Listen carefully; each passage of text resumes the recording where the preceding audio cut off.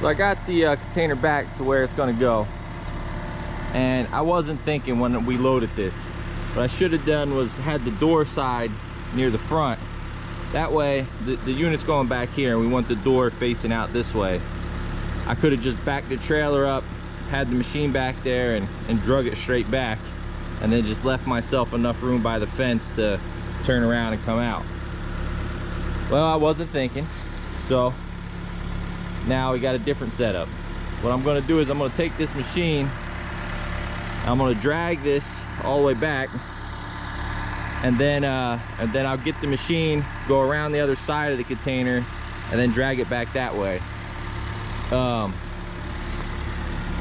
The front lip, these lips, it kind of has, it's like angle iron under there, so I don't want it to dig in. So what I'm thinking I'm going to do is once I get the machine behind it, I'm going to take these two pipes and I'll lift up that end and then put the pipes like midway and start dragging it back. I threw in this 2x4 and this pipe inside the stake body here.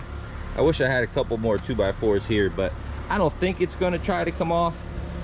But just in case, you know, it doesn't take much. You put that 2x4 in there, one's probably enough to keep that thing in line where it's supposed to go.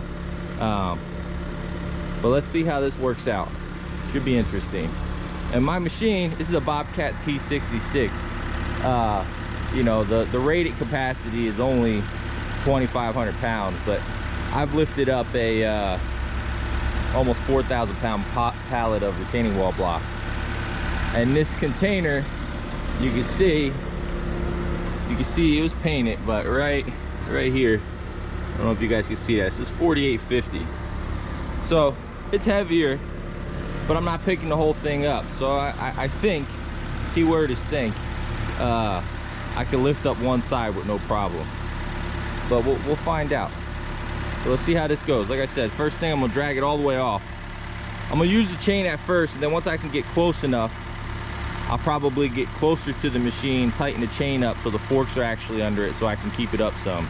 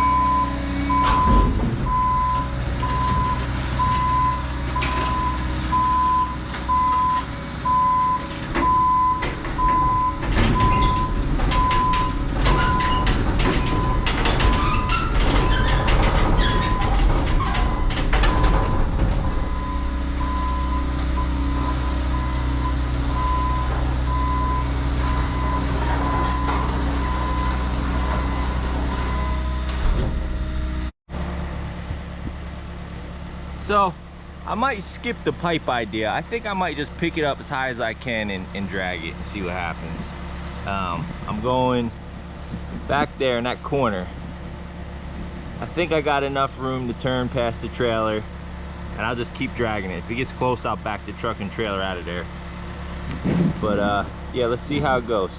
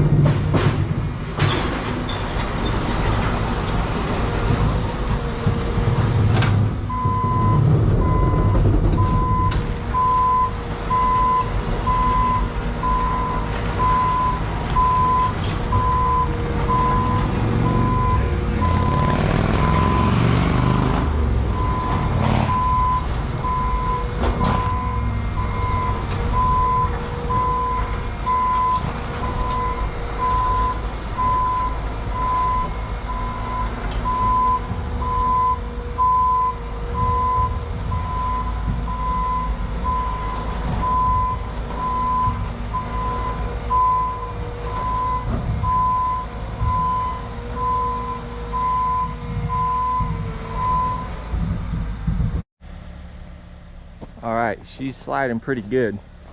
I think I'm gonna get my truck out of here, and then I might have to reposition the Bobcat, because since I'm on an angle like that, I kind of need to bring the Bobcat a little bit closer this way. So I'm gonna move this truck and reposition.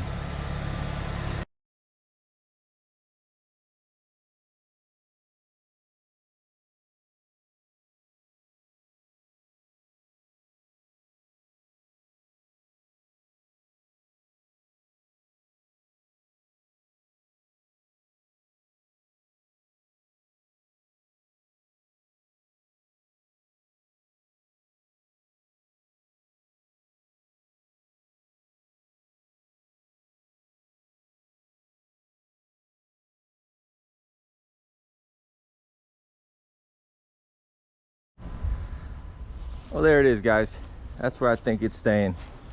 I know this video might have been a little uneventful, but I really made it so for the people that are wondering if they could move one of these containers with a Bobcat this size, hopefully that answers your question. It handled it pretty well.